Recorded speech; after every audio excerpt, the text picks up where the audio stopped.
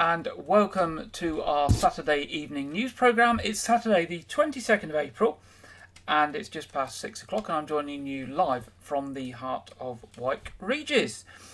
And in the news this week, parents and carers in Dorset find out this week which place in reception, junior or middle school their children will be joining in September 2023. Those offered their first preference have increased to just under 97% from just under 95% last year. 96% have been offered their first preference of a place in reception, 99% have been offered their first preference of junior school, and 98% have been offered their first preference of middle school. Dorset Council Schools Admission Team received 4,150 applications and they were able to offer 4,012 families their first choice of school, a total of 96.67%. Parents and carers can log into their online account to see the outcome of their application. In addition, where an email address was submitted as part of the application, families will have been sent a link to their formal outcome letter. Over 97% of parents and carers chose to complete their applications online, an increase of 1.5% on last year. Now, anyone who does not have an email address or online access can contact the Council Schools Admissions Team direct on 01305 221 060. That's 01305 221 060. Now, councillors and officers from Dorset Council, MPs Richard Drax and Chris Loader, and the managing directors of South Western Railway and Network Rail Wessex came together to officially open Weymouth's recently improved railway station yesterday. Other representatives from organisations which helped shape and fund the improvements were also in attendance. The multi-agency partnership-led improvement scheme, which completed last summer, includes a refreshed car parking layout with clearer drop-off, collection and taxi points, improved bus links, a new bus shelter and bus information, more secure bicycle storage plus new pedestrian areas and walking routes. The railway station forecourt now also has a landscape planting scheme, new lighting and CCTV to deter antisocial behaviour. In a nod to Weymouth's railway history at the adjacent Pocket Park, new information panels about how the use of the railways in the town have changed over the years have been installed. Further improvements at the station include a living wall, a completely refurbished canopy on platforms 2 and 3, and a new station cafe. Councillor Ray Bryan, who's the portfolio holder for Highways, Travel and Environment, Dorset Council, said Dorset Council invested significantly to enable these improvements to the railway station and its surrounding area. Responses made through the consultation confirmed that people thought the station was in a poor condition and a hotspot for antisocial behaviour. This work has transformed the forecourt into a more welcoming and accessible place for visitors, residents and businesses. And if you haven't been down there to take a look, maybe it will be worth taking a look when you're next in Weymouth town. Now, the South West Dorset Talking Newspaper, a charity providing local news as well as a weekly magazine to visually impaired people, has announced that the service is soon to close after 36 years. A statement on the South West Dorset Talking Newspaper website reads, "After 36 wonderful years, we're calling it a day. Thanks to the wonder of technology, it's now possible to access a wide range of news and magazine-style items 24 hours a day, 365 days a year. Essentially, it means our job is done." Now, starting in 1987, the Talking Newspaper recordings were sent to listeners by post on various types of media, according to the technology of the time. But the South West Dorset Talking Newspaper say that a weekly service using the distribution method has a finite appeal, considering the progress of the internet and the devices that connect to it. Declining demand for the service has also led to the decision to no longer accept new listeners and to eventually close. The statement continues, "Whilst we are still providing a service for the time being, we will be closing soon. We'd like to thank everyone for their support over the years. It's been a pleasure to serve you." The service was originally provided on cassette tape, moved to CDs, and more lately has been using USB sticks, which can be returned and overwritten. The actual production of a master news and magazine for bulk copying has been something of a military exercise, the organisation says, with many volunteers involved. it was known that the South West Dorset Talking newspaper was much appreciated by listeners who look forward to their weekly recording coming through the letterbox. And the picture in the on the screen shows the current team working in their studio. So a big thank you to them, and wish them well for the future, and hopefully their users will find other sources of news online, including our own maybe, which they can listen into on a Saturday at 6 o'clock. Now, Thursday this week, Dorset Council's waste enforcement and legal teams achieved another successful prosecution of a fly tipper. David Barney of Salisbury was found guilty of fly tipping soil, groundworkings and green waste on land at the former Asker's Hotel near Dorchester without an environmental permit. On 22nd of March 2021, Dorset Waste Enforcement Team received a fly tipping report from a member of the public regarding an incident they had witnessed the previous day, and an officer immediately left for the Asker's site. While travelling west along the A35, the officer saw a light blue Ford Transit tipper travelling in the opposite direction, which matched the vehicle description in the report. On arrival at the site, the officer found numerous loads of fly tip waste. Shortly after leaving, the officer passed the same transit tipper parked on a small side turning nearby. Suspecting that the fly tipper was currently active in the area, the officer returned to the Asker's site moments later, where he saw the vehicle with its rear load tipped up and the last part of a load of soil sliding out. Upon approaching the driver, the individual introduced himself as Dave and stated that he rents the site from the owner and had permission to deposit the soil there, but he refused to provide his full name and address before the officer left. Upon further investigation, the waste enforcement officer established that no one had the landowner's permission to deposit waste on the Asker's site, and there was no environmental permit or waste exemption in place. A follow-up inquiry by Dorset Police confirmed that the registered keeper of the vehicle was a Mr. Barney of Salisbury. On Thursday the 20th of April at Salisbury Magistrates Court, Mr. Barney was sentenced to a 12-month community order with 150 hours unpaid work in the community and ordered to pay full costs of £5,590 plus a victim surcharge of £95. A spokesman for the council has said, when employing anyone to carry out work on your behalf that will produce some sort of waste, we would strongly urge everyone to ask how the rubbish will be disposed of and make sure you get the correct paperwork, including an invoice or receipt for the waste they're taking, including their correct contact details. Now, officers from Dorset Police are investigating the theft of alcohol from a shop in Weymouth and are appealing for witnesses to come forward. At approximately 8:15 p.m. on Tuesday the 18th of April, two people entered the Tesco's Express on Dorchester Road and went to the alcohol aisle. The young male offenders were asked to leave by a member of staff before they stole a crate of lager. As they left the store, it was reported that they made threats towards a male customer who was standing at the cashier's desk. Also, officers from Dorset Police are also asking for help with the following incident involving a burglary from a church in Wareham. Between 9:45 p.m. on Friday the 14th of April and 9 a.m. on Saturday the 15th of April, a quantity of silverware was stolen from the Lady St Mary Church at Church Green. The stolen items include candlesticks, plates and chalices. Police Constable Ryan Dunkley of Purbeck Police said, "We are continuing inquiries into this burglary, and I'm keen to hear from anyone who may have information that could assist our investigation. I would urge anyone who witnessed any suspicious activity in the area on the night of the 14th of April to get in touch. I'd also like to speak to anyone who comes across silverware being offered for sale locally or online or in suspicious circumstances."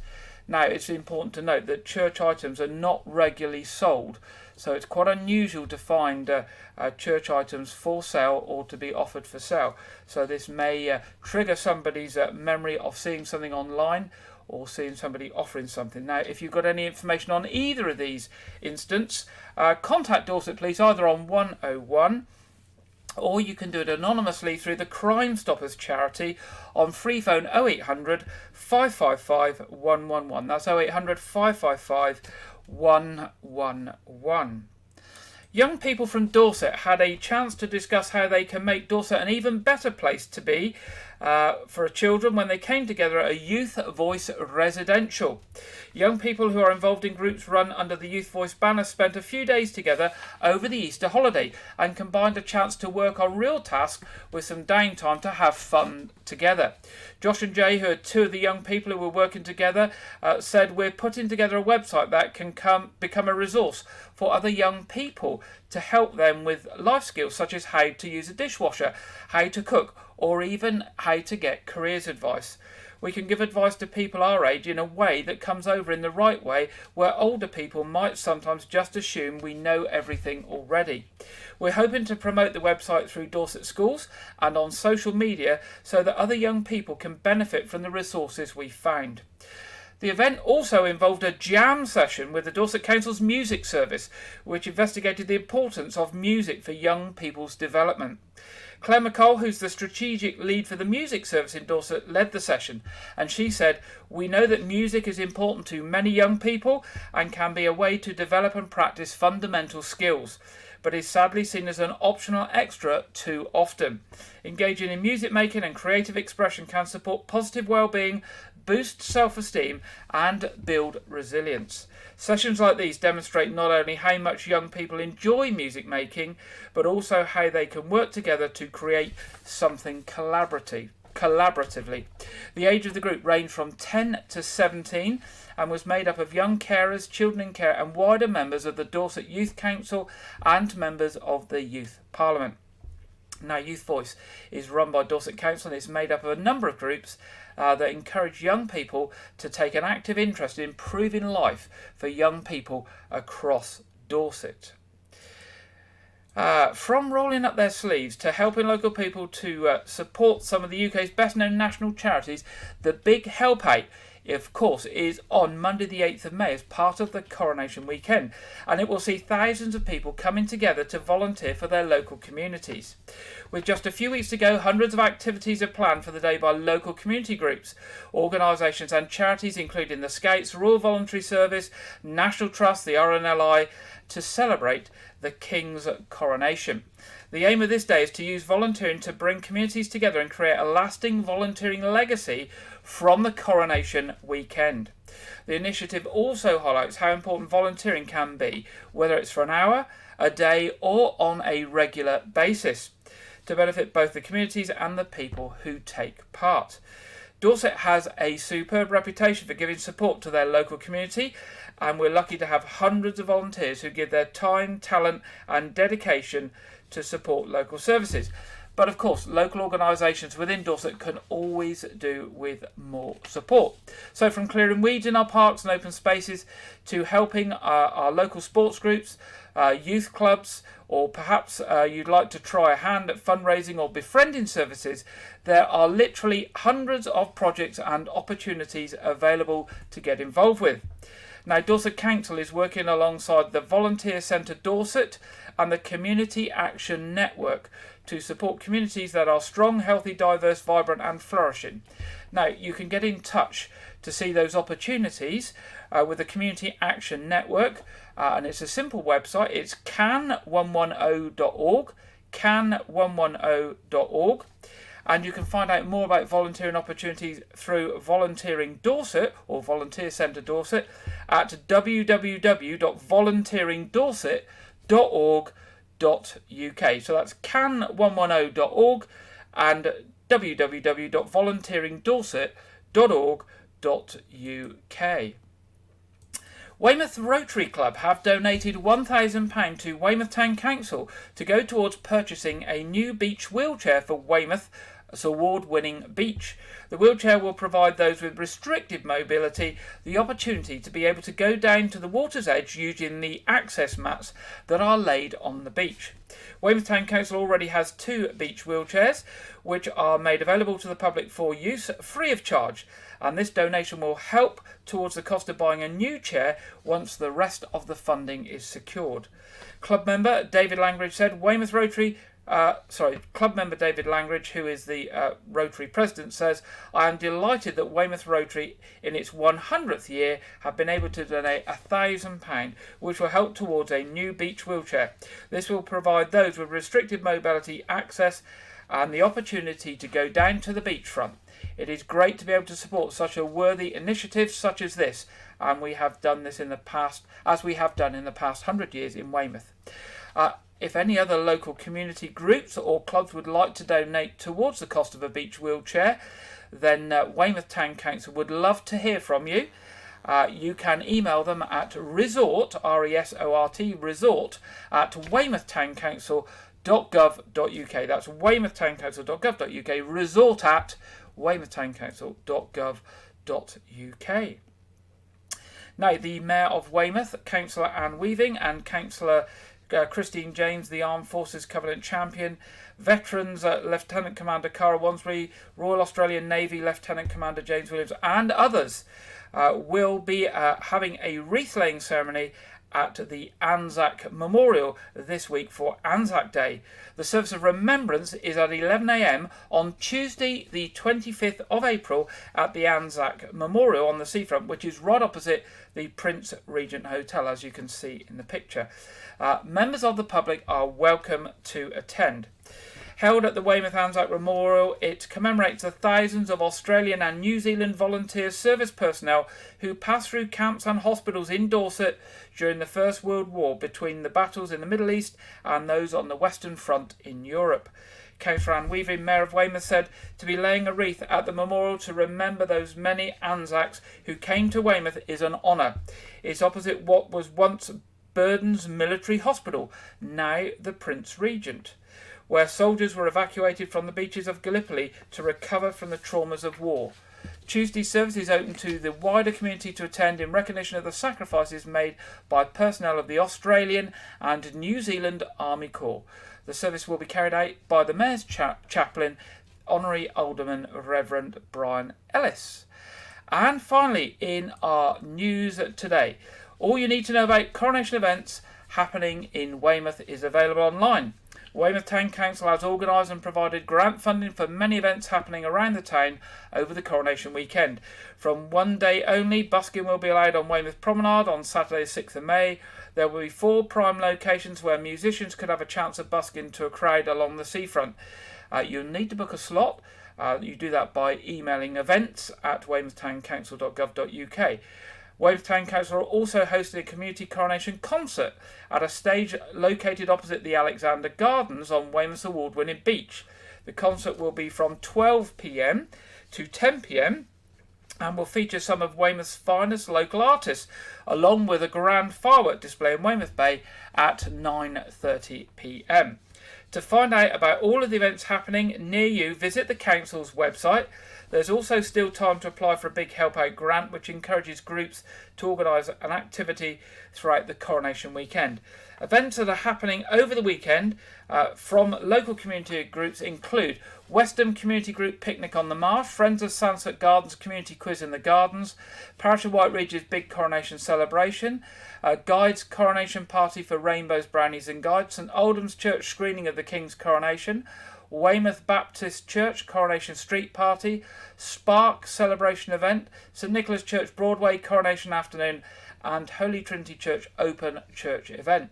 To find out more about the events happening in Weymouth over the coronation weekend, go to the council website www.weymouthtowncouncil.gov.uk, and if you can remember the bit to add on, /Kings-Charles-III, as in 3, coronation. But if you just go to weymouthtowncouncil.gov.uk, if you go on the events section and you look far over on the right hand side, you'll see the bunting picture you can see up on the screen. Click on that and you'll see all the details of the events happening in Weymouth over that coronation weekend. And that's the end of tonight's headlines. Now, a free NHS mental health support service has launched a new look website which makes accessing help simpler than ever before. Steps to Wellbeing provides talking therapies, online courses and guided self-help for Dorset residents who are feeling down, stressed or worried. It also helps people who are having problems at work or living with a long-term health condition to improve their mental well-being. The new website includes how we can help sections that simply and clearly explains who Steps to Wellbeing is for, what treatment it can offer, and how to complete a self-referral form. Visitors can also use Wiser, a digital assistant that guides people through the online referral process, as well as providing useful resources and advice before treatment begins. And the site features short, informative videos that answer commonly asked questions about mental well-being and what Dorset Healthcare can do to help. So let's hear a little bit about Steps to Wellbeing and how it can help us. Steps to Wellbeing is a free NHS service. We provide support for adults in Dorset and Southampton who are experiencing mild to moderate mental health difficulties, such as depression, anxiety or stress.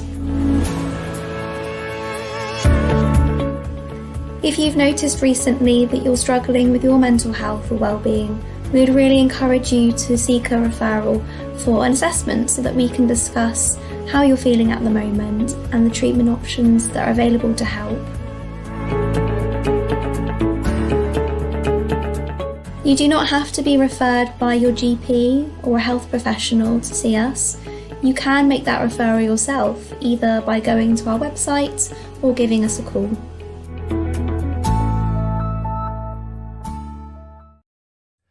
There we go, that's Steps to Wellbeing. Now the important thing is that it's a self-referral service, so you don't need to go to your doctor if you're feeling down or depressed and think you need some help.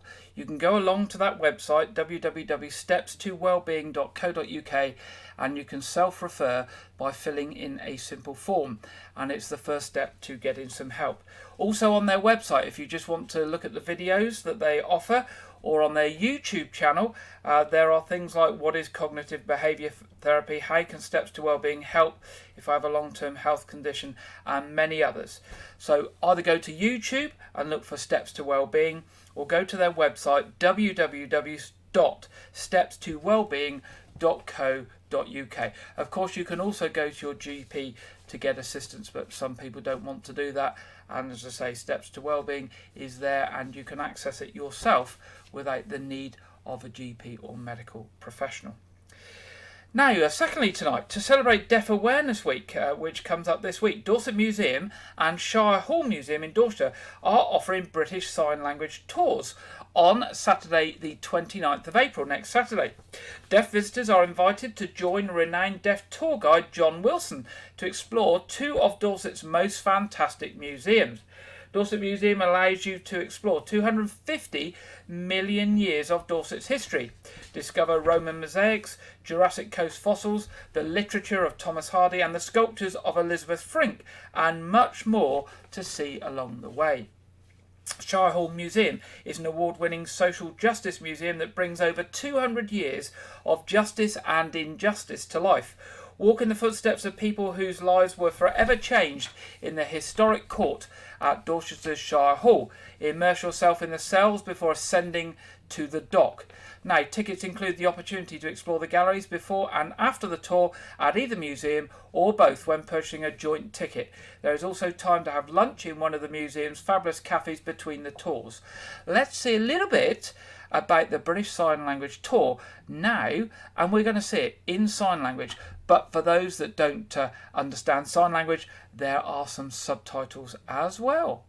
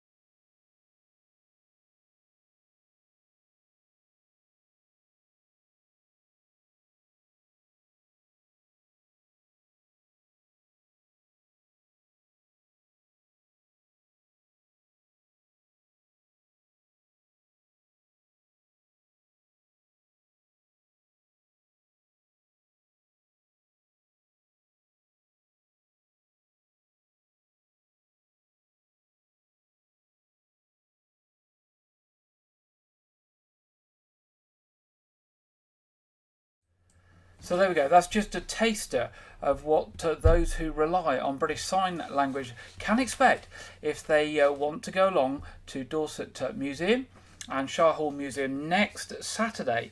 Now, the tours are 12 noon to 1 p.m. at Dorset Museum and 2 p.m. to 3 p.m. at the Shire Hall Museum. You do need to book. So to book, pop along to dorsetmuseum.org and do book. Now, if you know somebody who relies on British Sign Language, maybe you would like to let them know about those tours, as it is a unique opportunity and will really help them benefit from more information when visiting those museums. And obviously it's great that the museums are organising these sorts of things to make accessing those museums more comfortable and more accessible for people who are either deaf or hard of hearing. Now it's that time in the programme where we go over to regular contributor Andrew Wright for this week's film review and preview. Welcome to Wyke Regis TV film review and preview. I'm Andrew Wright. This week, the science fiction horror film Megan, stylized with a 3 instead of an E, was released on home video.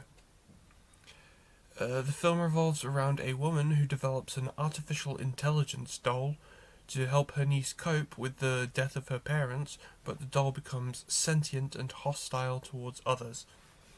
So I didn't watch this film in the cinema, but I was always interested because horror legends James Wan and Jason Blum are attached as producers, and I'm a fan of their filmographies.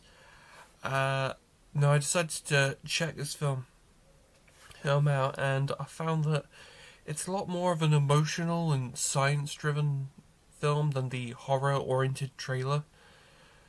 But it is definitely a well-constructed film, but a lot of the time during the film, you just end up thinking about how all the events of the film could have been avoided if people just, thought things through. I gave this film 3.5 stars out of 5. This weekend, Evil Dead Rise releases in cinemas as the 5th installment of the Evil Dead franchise. The film revolves around a woman who goes to visit her struggling older sister, only to find a book that unleashes flesh-possessing demons. The film features the involvement of fan-favourite director Sam Raimi and actor Bruce Campbell as executive producers, both of whom are fan favourites from the Evil Dead trilogy from the 80s and 90s. The film had an early premiere at the South by Southwest Film Festival, and so far has 95% positive reviews from critics, with critics saying that fans of the franchise are going to love this. That's all I have for this week, but be sure to check back next week where I will review the home video release of Plane, the latest Gerard Butler action film. Now back to Gary in the studio. Thank you very much, Andrew. And we do have a film trailer for you this week, released by Warner Brothers. It is from the movie called Hypnotic. Now, Hypnotic is in cinemas from May the 26th. Determined to find his missing daughter, Austin detective Danny Rourke, played by Ben Affleck, instead finds himself spiralling down a rabbit hole while investigating a series of reality-bending bank robberies, where he'll ultimately call into question his most basic assumptions. It's in cinemas on May the 26th, it's from Warner Brothers, and here it is now. What do you see? Your daughter? The park? Wasn't paying attention. Just for a second.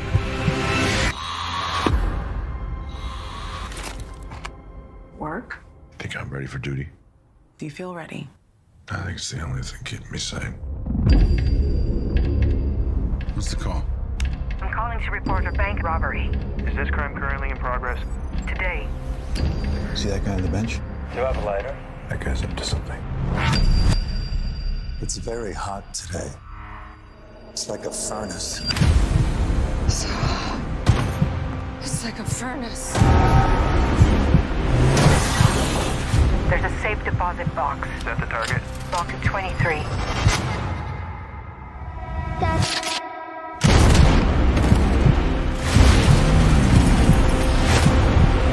Hands up! But I'm the wrong man. Where is she?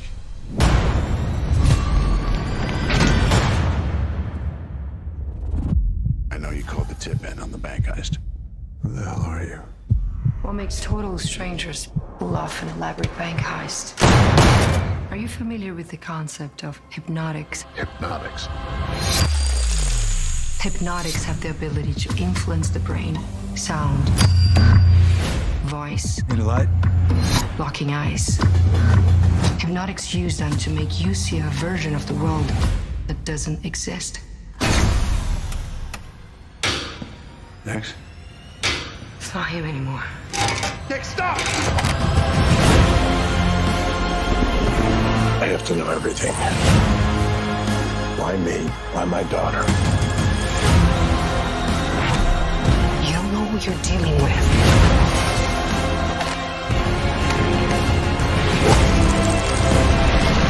What you're seeing isn't real! Get back! Hypnotics make everything that you see and do feel perfectly normal.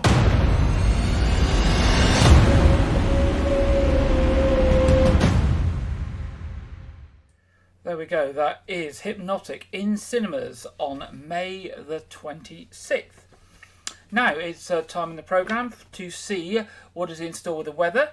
And we're going over to the Met Office for this week's weekend weather forecast, which this week is from Jonathan Vautry.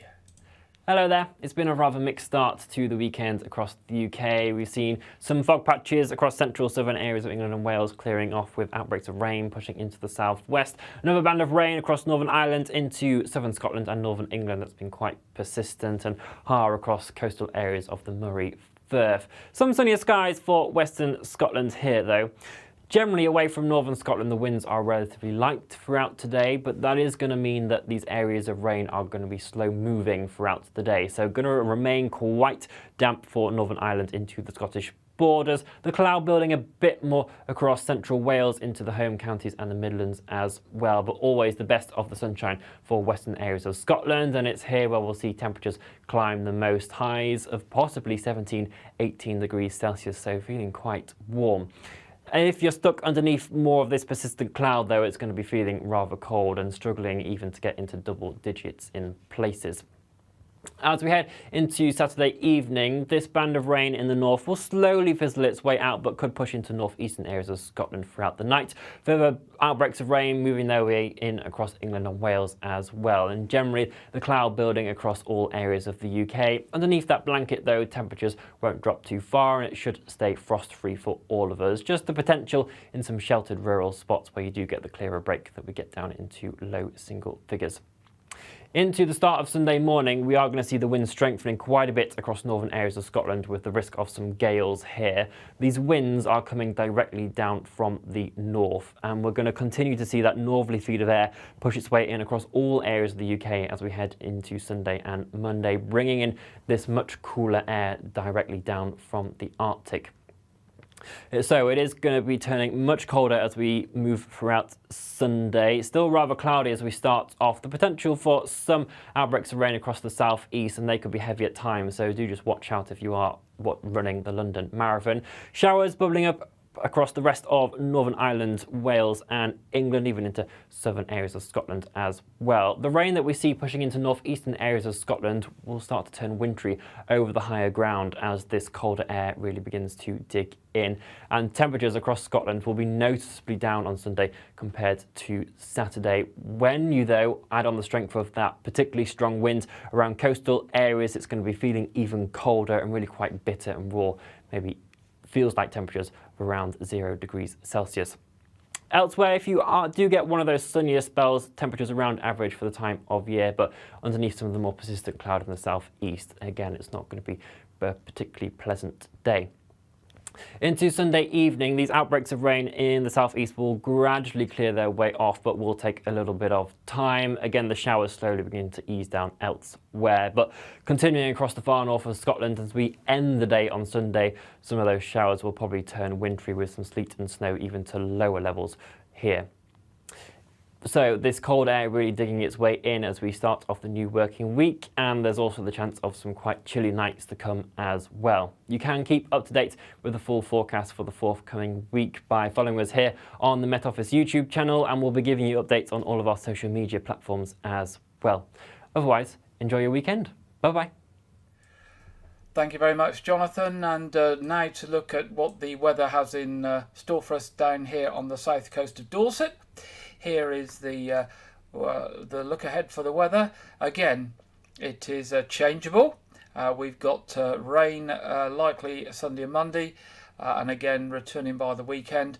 But mild during the day, but temperatures dropping overnight. And there is the potential of frost in the middle of the week. So do wrap up warm if you're out early in the morning or late at night. But hopefully some nice sunny spells like we've had this week. So maybe a few sunny hours in the morning or early afternoon when it warms up, but showery and possibly chilly during the rest of the day. Now, moving to our What's On session, we have got at Weymouth Pavilion coming up tomorrow, Sunday night comedy with Shapi Corsandi. 27th of April, Giovanni Pernice, Made in Italy. 28th and 29th of April, the Weymouth Cider Festival. 4th of May, the Complete Works of William Shakespeare. 5th of May, the Eurythmics Experience. 6th of May, the Sensational 60s Experience. And if you like the Bee Gees, 11th of May, the New York Bee Gees. For tickets, they can be got online with more information about all of those events and more at weymouthpavilion.com. Or telephone number 01305 783 225. That's 01305 783 225. Now in Wyke Regis itself, the coronation weekend is fast approaching. There is the big coronation celebration in the grounds of All Saints Church on the Sunday of the coronation weekend. There are tower tours, there are church tours, there's a Teddy Zitwar, a bar, a brass band, a barbecue, all sorts of things going on there from 12 noon to 5 p.m. If you're interested in tower tours or church tours, they need to be booked in advance, and you can do that at www.parishofwykeregis.com/events. That's www.parishofwykeregis.com/events. Moving to the Noath Fort, 30th of April to 1st of May, that's around next weekend. The Noath Fort are having a pop-up Artway event. So art at the Noath Fort next weekend. They will too be holding a coronation festival on the 6th to the 8th of May. Their classified bunker is open again the 13th and 14th of May. And This Is My Theatre are presenting Much Ado About Nothing on the 2nd of August at 7 p.m. So do look online at the Noath Fort website for more information on that. Now there's going to be a car boot sale organised for Weymouth Lifeboat. It's going to take place at Bagwell Farm on Sunday, May the 14th, starting at 8 a.m. It's going to cost £5 for a pitch for cars. Vans and trailers will be extra. For more information, search for Bagwell Farm Car Boot Sale on Facebook. Also to remind you that Arts Reach have issued their latest programme for the summer, which kicks in a few weeks' time. So if you're interested in the events and things that Arts Reach do, pop along to their website, artsreach.co.uk. You can sign up online to get their programme sent to you in the post as well. Now, tomorrow, church services in Wyke Regis, 8 o'clock at All Saints Church, 9:30 at All Saints Church, and 11 o'clock at St Edmunds. And our other programmes this weekend, of course, is our Saturday evening quiz, 7:30 tonight in around 40 minutes, 50 minutes. Do join us if there's nothing that takes your fancy on TV. It's open to anyone, it's free, and it's suitable for the whole community. The stream will go live about 7:20, so you can find us in time for the 7:30 start. Now, looking at travel and traffic this weekend, there is a bus replacement service between Reading, Basingstoke and Winchester on the South West Trains and Great Western Railway line service. There's also an amended service on GWR between Westbury and Bristol this week from the 24th to the 27th of April. Roadworks likely to cause disruption. Now, the local authority are trying to keep these to a minimum now we're getting into the holiday season, but inevitably there are still things that need to happen. Gloucester Mews behind the seafront still remains closed to the 5th of May.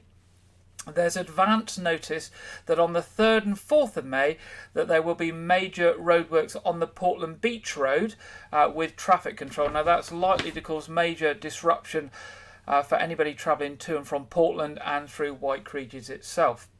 The roadworks on the junction of Lanehouse Rocks Road and Fremantle Road to do with the access to the new housing estate have now been extended, and the current notice now runs until the 31st of May. And Dorset Road, from the section from the Morrison's roundabout on the old Dorset Road running north, there are going to be several lots of roadworks over the next few weeks with traffic control. So if you use that road at all to access anything, be warned. Now that brings us to the end of this week's programme. I hope you have a good weekend. Tomorrow is St George's Day, so do get your St George's flags out. The Scouts from Weymouth and Portland will be on parade in the town centre tomorrow, going off to St John's Church for their church parade. And the other thing to say, tomorrow at 3 p.m, the government is testing the new national early warning system, where everybody who has a mobile phone will get a message at 3 p.m. Now, even if your phone is on silent, this message should come up. You'll get a bit of a siren come up and a message pop up on your screen. And the idea is that the government are testing this, so if there is a national disaster or terrorist incident or something urgent on a local basis that the government or local authorities need to get out to you quickly, that they can send these messages out through the mobile network to every mobile device. Now, many other countries across Europe and the world already use this service, and this is new to the UK. So just be aware, 3 p.m. tomorrow, your phone will go off. You will have a wailing siren of some description and a message pop up. It is possible to turn these services off, but it's quite complex. But you can read about it online if you go to National Security Alerts, and there is information online to tell you about that.